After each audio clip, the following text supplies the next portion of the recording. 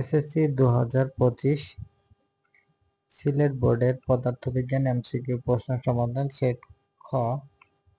1 এর উত্তর খ, 2 এর উত্তর গ, 3 এর উত্তর গ, 4 এর উত্তর গ, 5 এর উত্তর খ, 6 এর উত্তর ক, 7 এর উত্তর গ, 8 এর উত্তর খ, 9 এর উত্তর খ, 10 এর উত্তর গ, 11 এর উত্তর ক, 12 এর উত্তর গ, 13 এর উত্তর গ, 14 এর উত্তর গ,